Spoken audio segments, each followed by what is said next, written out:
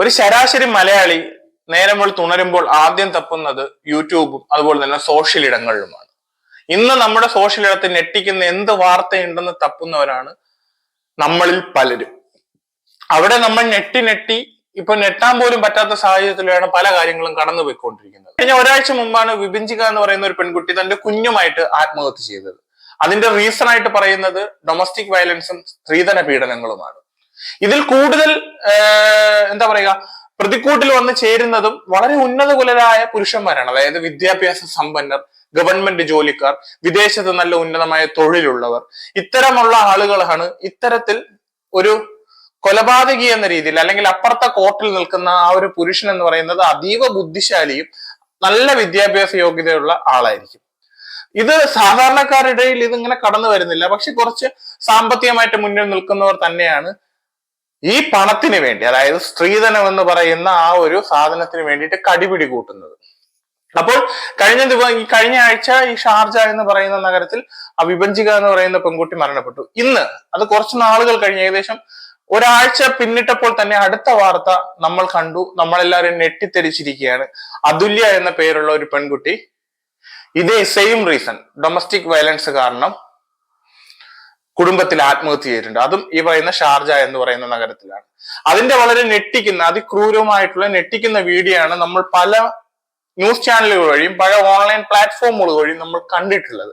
എനിക്ക് തോന്നുന്നു നമ്മൾ ശരാശരി എല്ലാ മലയാളികളും ആ വീഡിയോയും ആ വിഷ്വലും ഇന്ന് കണ്ടു കഴിഞ്ഞിട്ടുണ്ട്. അതിലുള്ള ആ ഒരു പുരുഷൻ, ആ പറയുന്ന ആ ഒരു ചെറുപ്പക്കാരൻ കാണിക്കുന്ന പരാക്രമങ്ങൾ നമുക്ക് കാണുമ്പോൾ കുമ്പളങ്ങി നൈറ്റ്സ് എന്ന സിനിമയിലെ ഷെമ്മി എന്ന് പറയുന്ന ഒരു കഥാപാത്രമുണ്ട്. ആ കഥാപാത്രത്തിന്റെ ചേഷ്ടകളാണ്, ഒരു സൈക്കോപാത്തിന്റെ ചേഷ്ടകളാണ് ആ പറഞ്ഞ മനുഷ്യൻ മദ്യപാനത്തിനപ്പുറം കാണിച്ചു കൂട്ടുന്നത്. മദ്യപിക്കാത്ത ഒരാൾ നടത്തുന്ന അതേ മനുഷ്യൻ മദ്യപിക്കാതെ നടത്തുന്ന ഒരു സ്വബോധത്തിലുള്ള ഒരു ഇന്റർവ്യൂവില് അദ്ദേഹത്തെ ഗ്ലോറിഫൈ ചെയ്യുന്ന രീതിയിൽ, അല്ലെങ്കിൽ അദ്ദേഹത്തിന് ഒരു ചെയ്ത കുറ്റത്തിന് ഒരു തരത്തിലും ഒരു പശ്ചാത്താപമില്ലാതെ, താൻ ചെയ്ത പ്രവൃത്തിയോട് ഒരു തരത്തിലും ഒരു വിഷമമില്ലാതെ വന്നു നിന്ന് തന്റെ ഭാഗങ്ങൾ ക്ലിയർ ചെയ്ത് പോകുന്ന മറ്റൊരു മനുഷ്യനെ നമുക്കവിടെ കാണാൻ സാധിക്കുന്നുണ്ട്. കാരണം മദ്യവെച്ച് കഴിയുമ്പോൾ സ്വബോധം നഷ്ടപ്പെട്ട് എന്ത് പ്രവർത്തിക്കണമെന്നറിയാതെ ഒരു മനുഷ്യനെയും മദ്യപാനത്തിന് മുന്നേ ഉള്ള, അതായത് മദ്യവെക്കാതെ നിൽക്കുമ്പോൾ നല്ല ബുദ്ധിശാലിയായ നല്ല തന്ത്രശാലിയായിട്ടുള്ള ഒരു ആളെയും നമുക്കവിടെ കാണാൻ സാധിക്കുന്നുണ്ട്. പക്ഷെ ഈ മരണപ്പെടുന്ന പെൺകുട്ടികൾ എല്ലാരും തന്നെ പല ആവർത്തി അവരുടെ കുടുംബത്തിൽ അവരനുഭവിക്കുന്ന വേദന എന്താണെന്ന് സ്വന്തം രക്ഷകർത്താക്കളോടും സുഹൃത്തുക്കളോടും പറയുന്നതായിട്ട് ഈ മരണത്തിനപ്പുറം നമുക്ക് അറിയാൻ സാധിക്കുന്നുണ്ട്. അതുകൊണ്ട് തന്നെ ഞാൻ വളരെ വ്യക്തമായിട്ടൊരു കാര്യം ചോദിക്കാൻ ആഗ്രഹിക്കുന്നു. ഈ നാട്ടിൽ ഈ മരണപ്പെടുന്ന പെൺകുട്ടികളുടെ ഈ കൊലപാതകങ്ങൾക്ക് കാരണക്കാരാവുന്നത് ഈ പറയുന്ന ഭർത്താക്കന്മാർ മാത്രമാണോ, അതോ ഈ പെൺകുട്ടിയുടെ തന്നെ കുടുംബക്കാർക്കും ഇതിന് തുല്യ പങ്കാളിത്തമുണ്ടോ? ഒന്ന് പിറകിൽ നിന്നും സപ്പോർട്ട് ചെയ്താൽ, അല്ലെങ്കിൽ മകളെ, അല്ലെങ്കിൽ നിനക്ക് ഞാനുണ്ട്, സഹോദരി, ഒരു സഹോദരൻ പറയാണ്, സഹോദരി നിന്റെ കൂടെ എന്ത് തന്നെ ഉണ്ടായാലും ഞാൻ നിന്റെ ഒപ്പമുണ്ട്, അല്ലെങ്കിൽ വേണ്ട നല്ലൊരു സുഹൃത്ത്, എടാ നിനക്കൊപ്പം നമ്മളുണ്ട് എന്നൊരു വാക്ക് കൊടുത്താൽ ചിലപ്പോൾ അവൾ ഈ ഒരു പ്രവൃത്തി ചെയ്യില്ലായിരിക്കും. വെറും വാക്കുകൾ കൊണ്ട് ആർക്കും ആരെയും സപ്പോർട്ട് ചെയ്യാൻ പറ്റും. പക്ഷെ അത് പ്രവൃത്തിയിലേക്ക് എത്തിക്കുമ്പോഴാണ് അവർക്ക് കുറച്ചും കൂടെ കരുതൽ ഉണ്ടാവുന്നത്.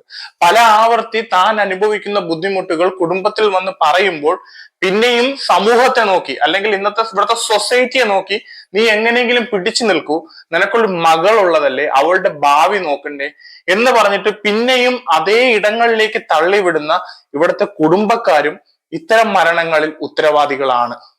അത് ഒരു വിഷയമായിട്ട് ഞാൻ എടുത്തു പറയാൻ ആഗ്രഹിക്കില്ല. കാരണം നമ്മുടെ ഇടങ്ങളിൽ പല കഥകൾ നമ്മൾ കണ്ടതാണ്, പലരുടെ അനുഭവങ്ങൾ നമ്മളുടെ ഇടയിൽ വന്നു പോയവരാണ്. ഇതെല്ലാം തന്നെ കാണുമ്പോൾ നമ്മൾ ആ ഒരു അവസരത്തിൽ അവർക്ക് വേണ്ടി കരയും, അവർക്ക് വേണ്ടി തേങ്ങലിടും, അവരെ ഹാഷ്ടാഗ് ആക്കിക്കൊണ്ട് ഇവിടുത്തെ മീഡിയ നല്ല പോലെ ആഘോഷിക്കും. അതുപോലെ തന്നെ വളരെ സെൻസിറ്റീവ് ആയിട്ടുള്ള ഒരു ടോപ്പിക് ആയിരിക്കും. ഇവിടെ എല്ലാ മാധ്യമങ്ങളും അത് വളരെ ശക്തമായ രീതിയിൽ ചർച്ച ചെയ്യും. പക്ഷെ കാലങ്ങൾ ഒരുപാട് കഴിയുമ്പോൾ അത് ഈ പറയുന്നവരുടെ, അതായത് ആ ഒരു കുടുംബത്തിന്റെ മാത്രം പ്രശ്നമായി മാറും. അത് പല വിഷയങ്ങളിൽ ഞാൻ ഇതേ പോയിന്റ് ഉന്നയിച്ചിട്ടുള്ളതാണ്. പക്ഷെ ഈ ഒരു കാര്യത്തിൽ ഞാൻ വളരെ വ്യക്തമായിട്ട് പറയുന്നുണ്ട്, ഒരു കുടുംബത്തിൽ നിന്നും ഒരു പെൺകുട്ടിക്ക് നല്ലൊരു പിന്തുണ കിട്ടുന്നുണ്ടായിരുന്നുവെങ്കിൽ, അല്ലെങ്കിൽ അവൾക്കൊപ്പം ആ കുടുംബം വളരെ ശക്തമായിട്ട് നിന്റെ കൂടെ നമ്മളുണ്ട്, നീ അത് നോക്കണ്ട, നീ ഇത്രയും ബുദ്ധിമുട്ട് സഹിച്ച് അവിടെ കടിച്ചു തൂങ്ങി നിൽക്കണ്ട എന്നൊരു കുടുംബം അവളെ ഒപ്പം നിർത്തി പറയാനുണ്ടെങ്കിൽ ഈ നാട്ടിൽ ഒരു പെൺകുട്ടികളും ഗാർഹിക പീഡനത്തിൽ മരണപ്പെടത്തില്ല. ഈ നാട്ടിൽ ഒരു പെൺകുട്ടിയും സ്ത്രീധന പീഡനത്തിൽ മരണപ്പെടത്തില്ല. ഇനി ഞാൻ അടുത്തൊരു പോയിന്റിലേക്ക് വരുന്നത് സ്ത്രീധനം. ഇവിടെ സ്വന്തം മകളെ വർഷങ്ങളോളം സ്വന്തം മകളെ വീട്ടിൽ നിർത്തി അവളെ പഠിപ്പിച്ച് അവൾക്ക് നല്ലൊരു തൊഴിലൊക്കെ എത്തിക്കാനുള്ള ഒരു സാഹചര്യത്തിൽ എത്തിച്ചിട്ട് മറ്റൊരാളുടെ ജീവിതത്തിന് വേണ്ടിയിട്ട്, അയാളുടെ ജീവിതത്തിലെ സക്സസിന് വേണ്ടിയിട്ട് തന്റെ മകളെ അയാൾക്ക് കല്യാണം കഴിച്ചു നൽകുന്നു. സ്വന്തം കുടുംബത്തിൽ നിന്നും മറ്റൊരു കുടുംബത്തിലേക്ക് ചെന്ന് കയറുമ്പോൾ അവൾ അവിടെ ഒറ്റപ്പെടുന്ന ഒരു സാഹചര്യം തുടക്കകാലങ്ങളിൽ ഉണ്ടാവും.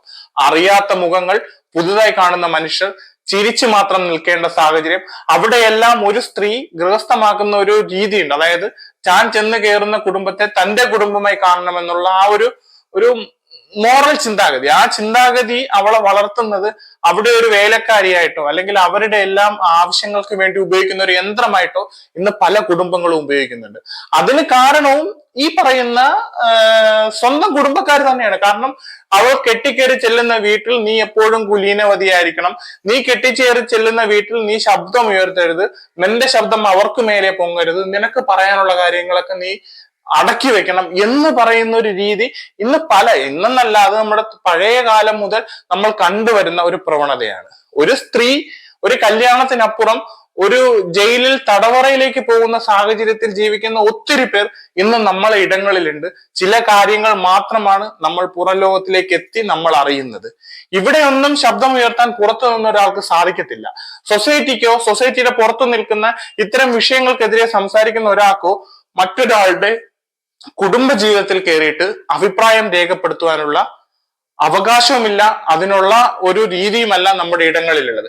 പക്ഷെ സ്വന്തം മകൾക്ക് അവിടെ ഒരു ബുദ്ധിമുട്ട് അനുഭവിക്കുന്നുണ്ടെന്ന് അറിഞ്ഞാൽ ഒരു അച്ഛനും അമ്മയ്ക്കും അവിടെ പോയിട്ട് ആ കെട്ടിച്ചു കൊടുത്തവന്റെ മുഖത്ത് നോക്കിയിട്ട് നല്ല രീതിക്ക് ഒരു മറുപടി കൊടുത്ത് അവനുള്ളത് കൊടുത്തിട്ട് തിരിച്ചു വരാനുള്ള ഒരു അവകാശം ഈ നാട്ടിലുണ്ട്. മകളെ മറ്റൊരാൾക്ക് ഉപഭോഗ വസ്തുവായിട്ട് ഇത്തരത്തിൽ തല്ലിക്കൊല്ലുവാനുള്ള ഒരു പാഴ് ജന്മമായിട്ട് മാറ്റുമ്പോൾ നിങ്ങളുടെ മൗനമാണ് അവിടെ പ്രധാന കാരണമായി മാറുന്നത് എന്നുള്ളൊരു തിരിച്ചറിവാണ് ഇവിടുത്തെ ഓരോ രക്ഷകർത്താക്കൾക്കും ഉണ്ടാവേണ്ടത്. അതുപോലെ തന്നെ സ്ത്രീധനം, എന്തിനാണ് സ്ത്രീധനം എന്ന് പറയുന്ന ഒരു അജണ്ട നമ്മുടെ ഇടങ്ങളിലേക്ക് കടന്നു വരുന്നത്? ഒരു കല്യാണ സമയത്ത് സ്ത്രീ ശരീരത്തിൽ ജ്വല്ലറികളെല്ലാം വന്ന് കയറണം. അതായത് പൊന്നിനാട ആഭരണങ്ങൾ അണിഞ്ഞു വേണം അവൾ കതിർ മണ്ഡപത്തിലേക്ക് കയറുവാനുള്ള ഒരു രീതി, ആ ഒരു സമ്പ്രദായം ഈ നാട്ടിൽ ആരാണ് കൊണ്ടുവന്നത്? ഒരുങ്ങി ഒരു വളരെ വൃത്തിയുള്ള ഒരു വസ്ത്രം ധരിച്ച് അവൾ നോർമലി അവളുടെ ജീവിതത്തിൽ ഉപയോഗിക്കുന്ന അവളുടേതായ ഓർണമെന്റ്സ് ഇട്ട് അവളൊരു കല്യാണത്തിലേക്ക് പോകുന്നതും അവളെ സ്വർണം കൊണ്ട് മൂടി ഒരു സ്വർണ്ണ വസ്തുവായിട്ട് ആ കതിർ മണ്ഡപത്തിൽ കൊണ്ടിരുത്തി അവന് തുടക്കത്തിലെ അതൊരു തന്റെ ഒരു സമ്പാദ്യമാണ്, അല്ലെങ്കിൽ തന്റെ ഭാര്യ എന്ന് പറയുന്നത് തന്റെ ഫിനാൻഷ്യൽ സെക്യൂരിറ്റിക്ക് വേണ്ടിയിട്ടുള്ള ഒരു സാധനമാണ് എന്നുള്ളൊരു ചിന്താഗതി അടിച്ചേൽപ്പിക്കുമ്പോൾ അവൻ പിന്നെയും ഇതിനു വേണ്ടിയിട്ടുള്ള പരാക്രമങ്ങൾ നടത്തും. കിട്ടിയത് കുറഞ്ഞു പോയെന്ന് തോന്നും, കിട്ടിയത് കുറച്ച് കൂടുതൽ കിട്ടിയാൽ കൊള്ളാമെന്ന് തോന്നും, അതിന്റെ പേരിൽ തർക്കങ്ങൾ ഉണ്ടാവും. തുടക്കം തന്നെ നമ്മൾ ഇത്തരത്തിൽ സ്ത്രീയെ ഒരു വിൽപ്പന ചരക്കാക്കി മാറ്റുന്ന ഇത്തരം സമ്പ്രദായങ്ങൾക്കെതിരെ ഇവിടെ ശക്തമായ നിയമമുണ്ട്. അതായത് ഡൊമസ്റ്റിക്, അതായത് സ്ത്രീധനം മേടിക്കുന്നതിനെതിരെ അതിശക്തമായ രീതിയിലുള്ള നിയമമുള്ള നാടാണ് നമ്മുടേത്. പക്ഷെ ഈ നിയമങ്ങളെല്ലാം തന്നെ എത്ര രീതിയിൽ നടക്കുന്നുണ്ടെന്നും ഈ നിയമങ്ങളെല്ലാം തന്നെ ശരിയായ രീതിയിൽ ആരൊക്കെ ഫോളോ ചെയ്യുന്നുണ്ടെന്നും ഇന്നും ചർച്ച ചെയ്യേണ്ട വിഷയമാണ്. കാരണം ഇന്ന് എല്ലാവരും കല്യാണം നോക്കുമ്പോൾ കല്യാണത്തിന് പോകുന്നവർ പോലും ആദ്യം നോക്കുന്നത് അവൾ എത്ര പൊന്നിട്ടിട്ടുണ്ട്, അവളുടെ പൊന്നിന്റെ കനം എത്രയാണ് എന്ന് നോക്കുന്ന ഒരു സമൂഹം ഇന്നും നമ്മുടെ ഇടങ്ങളിലുണ്ട്. അതുകൊണ്ട് തന്നെ ഞാൻ വളരെ വ്യക്തമായിട്ട് പറയുന്നു, നമ്മുടെ നാട്ടിൽ ഇന്നീ മരണപ്പെടുന്ന സഹോദരിമാരെല്ലാം തന്നെ മരണപ്പെടുവാനുള്ള ഒരു കാരണം ഈ പറയുന്ന നരാധമനായ ഈ കൊലയാളികൾ മാത്രമല്ല, ഇതിന് മൗനമായി കൂടെ നിൽക്കുന്ന, മൗന സപ്പോർട്ട് കൊടുക്കുന്ന ഈ പെൺകുട്ടിയുടെ കുടുംബക്കാരും കൂടിയാണ്. അവൾ പല ആവർത്തി അവളുടെ വേദനകളും വിഷമങ്ങളും അവളുടെ സുഹൃത്തുക്കളോടും കുടുംബത്തിനോടും ഈ മരണപ്പെട്ട എല്ലാ പെൺകുട്ടികളുടെയും ജീവിതത്തിൽ അങ്ങനെ ഒരു കഥയും കൂടി പുറകിലുണ്ട്. അവരെല്ലാരും തന്നെ അവരുടെ വേദനകളും വിഷമങ്ങളും പല ആവർത്തി പറഞ്ഞിട്ടും ഇവർ ഒന്ന് ഒപ്പം നിർത്താൻ നോക്കിയിട്ടുണ്ടായിരുന്നില്ല. ഒന്ന് ഒപ്പം ചേർത്ത് പിടിച്ചിരുന്നെങ്കിൽ ഒരു പക്ഷേ നമ്മളുടെ ഇടങ്ങളിൽ നിന്നും ഇങ്ങനെ സഹോദരിമാർ നമുക്ക് നഷ്ടപ്പെടില്ലായിരുന്നു. എന്തായാലും മറ്റു വിഷയങ്ങളുമായി വരുന്നതുവരെ നിങ്ങൾക്ക് എല്ലാവർക്കും നല്ലൊരു ദിവസം ഞാൻ ആശംസിക്കുന്നു.